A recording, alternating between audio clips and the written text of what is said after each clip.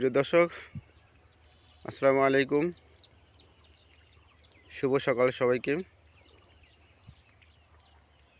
দর্শক, আজকে আমরা চলে আসলাম একটি এগ্রিকালচার কৃষি জমিতে। আপনারা দেখতে পাচ্ছেন এবারে মাশাআল্লাহ খুব ভালো পাট হয়েছে মাঠে। আশা করি ভালো ফলন হবে পাটের। এবার তারপরেও পানি যথেষ্ট পরিমাণ না দেওয়ার কারণে অনেকটাই পাট জ্বালাইছিল না। তারপরে ফাঁকে ফাঁকে যেগুলো জ্বালিয়েছিল, প্রথমে ভাবছিলাম যে তেমন একটা হবেই না পাট, কিন্তু মাশাআল্লাহ এখন আমি দেখতে পাচ্ছি যে পুরা ক্ষেত জুড়েই পাট ভরপুর হয়ে গেছে এবং পাটের চেহারা খুব সুন্দর, খুব ভালো ফলনশীল হবে আশা করি। যদিও মাঝে মাঝে পাট তেমন একটা নেই, তারপরেও যেগুলো জ্বালাইছে মাশাআল্লাহ খুব ভালো জ্বালাইছে পাট আমি দেখতে পাচ্ছি। এটি ফরিদপুর আদমপুর বিলের উপরে অংশে আমরা এই সময় সর্বসময় পাট এবং তিল বুনে থাকি। তো এবার তিলের সংখ্যা খুবই কম দেখতে পাচ্ছি। মাশাআল্লাহ পাট খুব ভালো হয়েছে। পাটের ফলন এবার ভালো হওয়ার কারণের জন্য আমরা পাট বুনেছিলাম, কিন্তু মাঝখানে একটু পানি না দেওয়ার কারণে একটু সমস্যা হয়েছিল, ভালো করে জ্বালাইছিল না।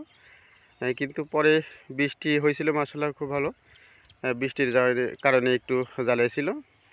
এখন মোটামুটি একটু ভালো পর্যায়ে দেখতে পাচ্ছি আমি।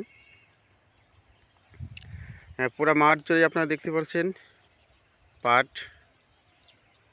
তিলের সংখ্যা খুবই কম।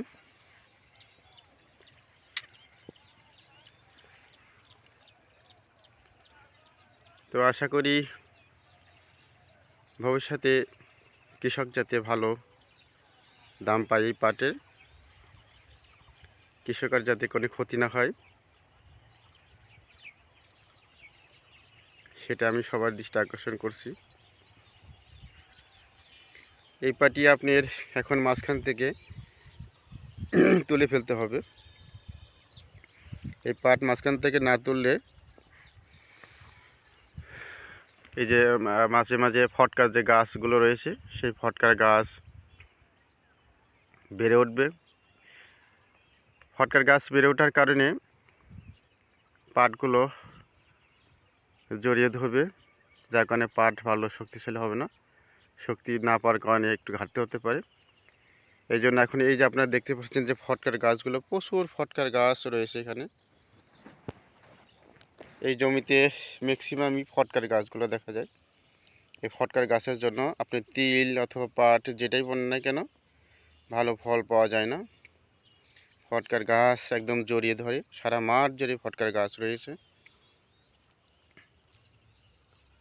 ফটকার গাছের জন্য ভালোভাবে এই ফসলগুলো বেড়ে উঠতে পারে না। এই জন্য এই ফটকার গাছগুলো এখন তুলে ফেলতে হবে, তাহলে এই পাটগুলো দ্রুত বেড়ে উঠবে। যেহেতু কিছুদিনের মধ্যে সার দেওয়া হয়েছে, এখন বৃষ্টির পানি পাইলেই এই পাটগুলো খুব দ্রুত বেড়ে উঠবে, আর কোনো সমস্যা হবে না।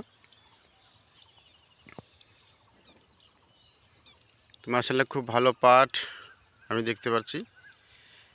আমারও মনে হয় আপনাদের মাঠেও এরকম পাট হয়েছে।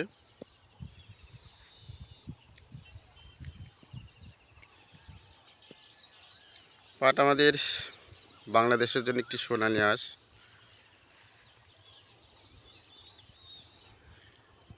ভালো দাম পাওয়া গেলে পাটের খুব লাভ হয় কৃষকদের, কিন্তু ভালো দাম যদি না পাওয়া যায় কৃষকদের অনেকটাই ক্ষতির সম্মুখীন হতে হয়।